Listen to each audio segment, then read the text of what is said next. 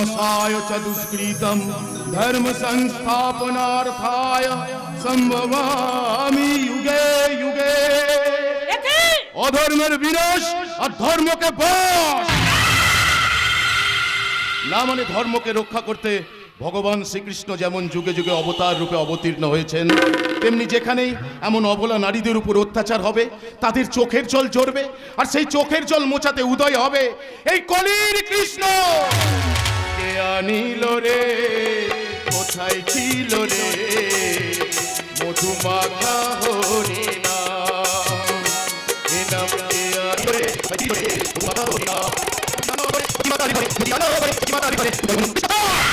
কৃষ্ণকান্ত খুড়ানো আমি পাকে থাকি কিন্তু পাক মাখি না। আরে চিচি চিচি মাসি এটা তুমি কি করছো? এমন একটা সুন্দরী কচি ডবকা মেয়েটার উপর এভাবে অত্যাচার করা তোমার মোটেই ঠিক হয়নি মাসি। আরে মেয়েরা হলো ফুলের মতো আর সেই ফুলকে নিয়ে যদি এত চটকা চটকি করো তাহলে ফুলের পাপড়িগুলো যে ঝরে পড়বে। আর পাপড়ি ঝরা ফুল কি কখনো কৃষ্ণ পায়ে জায়গা পায়? আরে দেখো না বাবু ওই শয়তানি কিছুতেই আমাদের প্রস্তাবে রাজি হচ্ছে না, বলে কি না বিয়ে করে সংসারী হবে। হ্যাঁ বিয়ে? আরে কচি মেয়ে এখনো নাকের জল শুকায়নি, এই বয়সে বিয়ের জন্য এত লাফালাফি কেন? কি বললে? বলছি আগে বড় হও তারপর ডাগুর ডুগুর হও, তারপর স্বামীকে কি করে সন্তুষ্ট করতে হয় তার প্রপার ট্রেনিং ফেনিং নিয়ে একেবারে পাকাপোক্ত হয়ে তারপর তো বিয়ে। নইলে দেখবে সমাজ যেতে না যেতেই বিয়ে ভেঙে বসে আছে। ওসব কথা বাদ দাও, তুমি এখনই আমার সঙ্গে এসো। আপনার সঙ্গে আমি কোথাও যাব না। আপনি মাসিকে 20,000 টাকা অ্যাডভান্স দিয়েছেন, ওই টাকা আপনি ফেরত নিয়ে চলে যান এখান থেকে, চলে যান। আরে বাবা সবকিছু না জেনে তুমি আমাকে ভুল বুঝছো।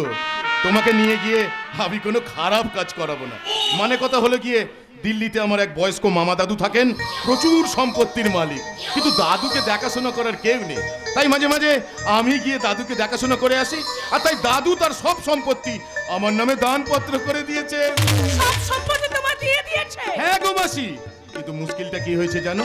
দাদু না এখন মৃত্যু শয্যায়, আর তার শেষ ইচ্ছা সে একবার নাত বউ মানে আমার বউয়ের মুখ দেখতে চাই। কিন্তু আমি কোথায় বউ পাবো বলো? আমি তো বিয়েই করি।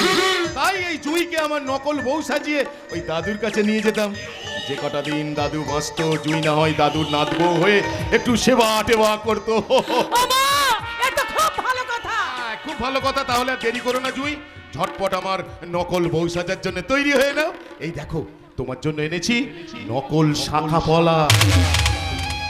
কি শাখা পলা? হ্যাঁ শাখা পলা, পরে নাও পরে নাও, দেরি করো না দেরি করো না।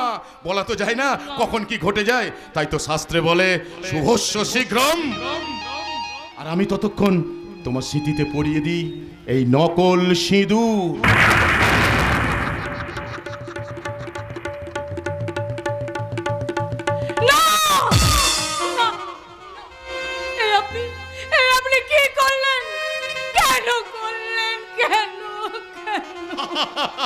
আরে বোকা মেয়ে, আরে বাবা এতে কান্নার কি আছে?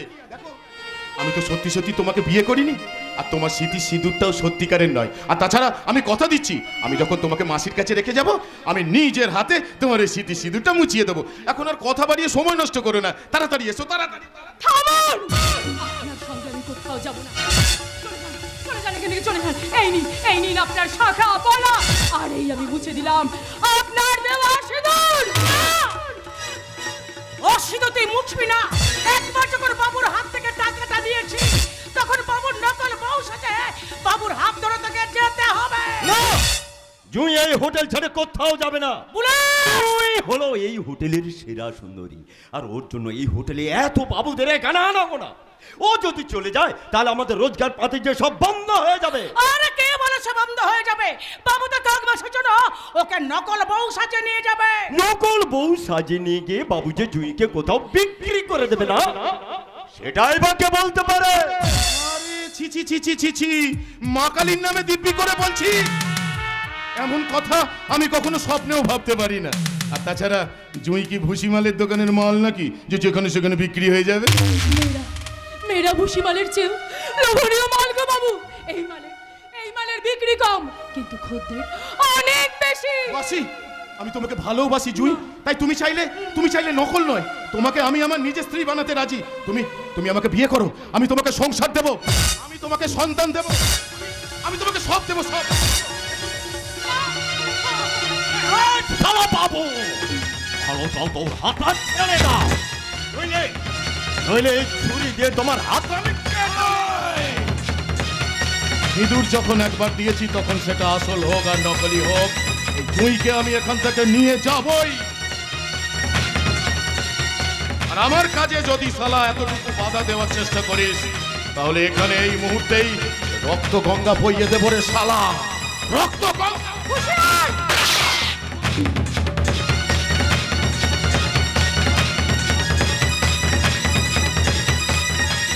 তুই কি করলি জুই? বাবুটাকে খুন করে দিলি? না না, আমি খুন করতে চাইনি। কোথা থেকে যে কি হয়ে গেল? না না না না না। এবার পুলিশ আসবে, যাকে না। সামনে পাবে তাকে না। আমাকে পালাতে হবে। আমি এখান থেকে পালাই, আমি পালাই। বুলেট না, এখন কি হবে মাসি? পুলিশ তো সবাই ধরে নিয়ে যাবে, আমার যে ফাঁসি হবে। তাই বলছি, আর দেরি করিস না জয়ী, যা এখান থেকে তুই অনেক অনেক দূরে তুই পালিয়ে যা। কিন্তু কোথায় যাব মাসি? আমার যে যাওয়ার কোনো জায়গা নেই মাসি। তাছাড়া আমি যদি চলে যাই তোমার কি হবে মাসি? তোমাকে তো পুলিশ শান্ত। আমার কথা না ভেবে নিজের কথা না ভাব। তাই বলছি দেরি করিস না, যা এখান থেকে তুই অনেক অনেক দূরে তুই পালিয়ে যা। বেশ, তবে তাই হবে মাসি। তোমাকে বিপদের মাঝে ফেলে রেখে আমি স্বার্থপরের মতো পালিয়ে যাচ্ছি মাসি, আমি স্বার্থপরের মতো পালিয়ে যাচ্ছি। আমাকে তুমি ক্ষমা করো মাসি, ক্ষমা করো।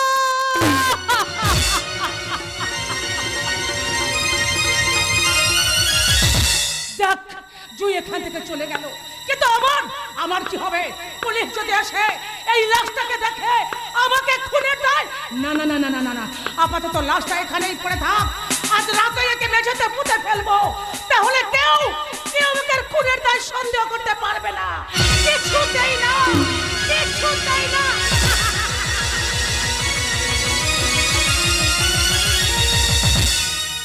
আমার সমাধি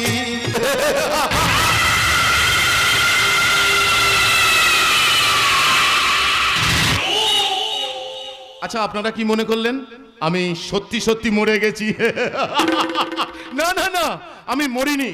আসলে এটা ছিল কৃষ্ণকান্ত খুরানার গেম চেঞ্জিং প্ল্যান। আসলে কি জানেন, এই পিস্তলটা নকল, এতে গুলির আওয়াজ হয় কিন্তু মানুষ মরে না। কিছুতেই যখন মালটাকে এখান থেকে বার করতে পারছিলাম না, তখন মিথ্যে একটা খুনোখুনির নাটক করে মালটাকে রাস্তায় বার করে দিলাম। এবার যে কোনো সময় মালটাকে আমি রাস্তা থেকে ছো মেরে তুলে নেব, তারপর ওই মুক্তা বাইকে নিয়ে শুরু করব আমার একটা নতুন নাটক। মুক্তা